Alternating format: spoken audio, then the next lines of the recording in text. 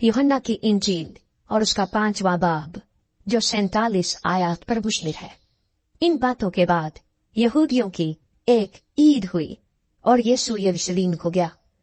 यरूशलेम में भेड़ दरवाजा के पास एक हौज है जो इब्रानी में बैत हसदा कहलाता है, और उसके 5 बरामदे हैं।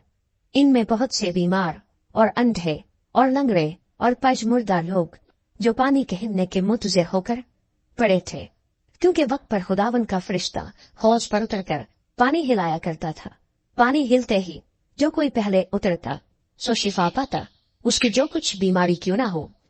वहां एक शख्स था जो 38 बरस से बीमारी में मुब्तला था।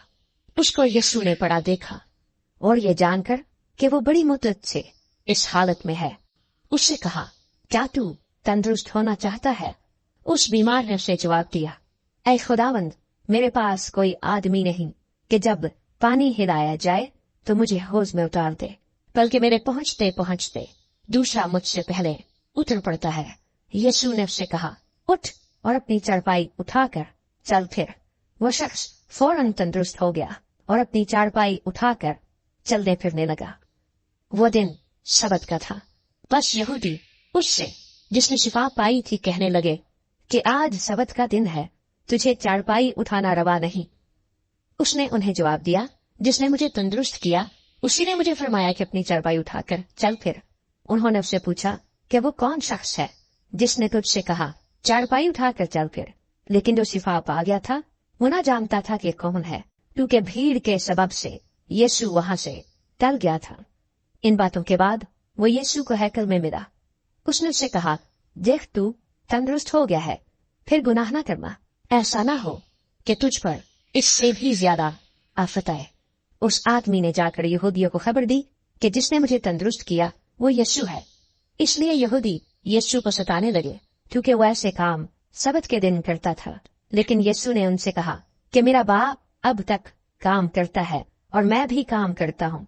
इस सबब से यहूदी और भी ज्यादा उसे खत्म करने की कोशिश करने लगे कि वो न फक्त सबत का हुक्म तोड़ता है, बल्कि खुदा को खास अपना बाप कहकर अपने आप को खुदा के बराबर बनाता था।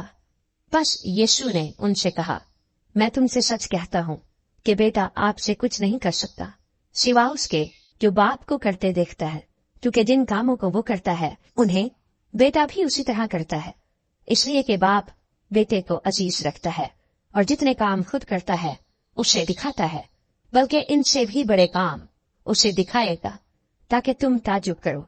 क्योंकि जिस तरह बाप मुर्दों को उठाता और जिंदा करता है, उसी तरह बेटा भी जिन्हें चाहता है जिंदा करता है।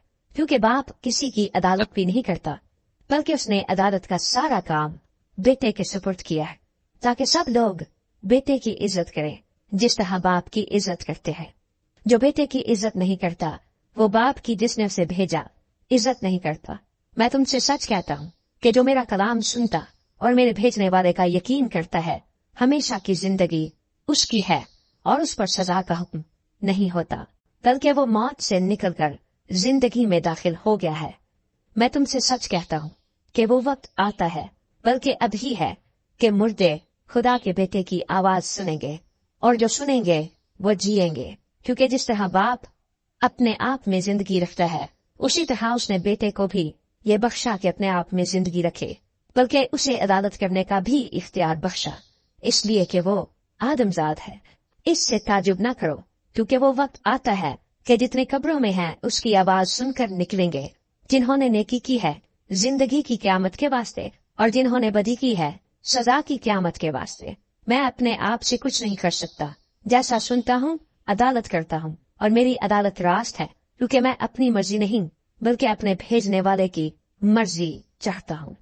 अगर मैं खुद अपनी गवाही दूं तो मेरी गवाही सच्ची नहीं, एक और है जो मेरी गवाही देता है, और मैं जानता हूँ कि मेरी गवाही जो वो देता है सच्ची है।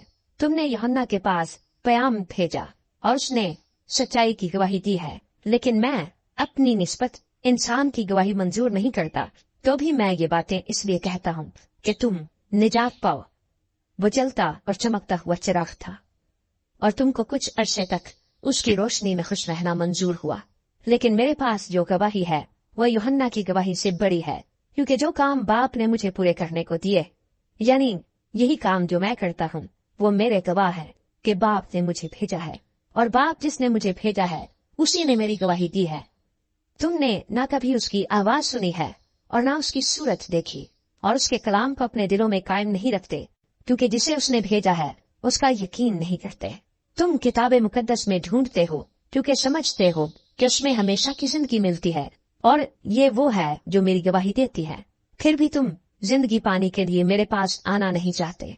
मैं आप भी उसे इज्जत नहीं चाहता, लेकिन मैं तुमको जानता हूँ कि तुम में खुदा की मोहब्बत नहीं। मैं अपने बाप के नाम से आया और तुम मुझे कबूल नहीं करते। अगर कोई और अपने ही नाम से आए तो उसे कबूल कर लोगे। तुम जो एक दूसरे से इज्जत चाहते हो, और वो इज्जत जो खुदा वाहिद की तरफ से होती है, नहीं चाहते, क्यों कर ईमान ला सकते हो। ये ना समझो कि मैं बाप से तुम्हारी शिकायत करूंगा। तुम्हारी शिकायत करने वाला तो है, यानी मूसा, जिस पर तुमने उम्मीद लगा रखी है।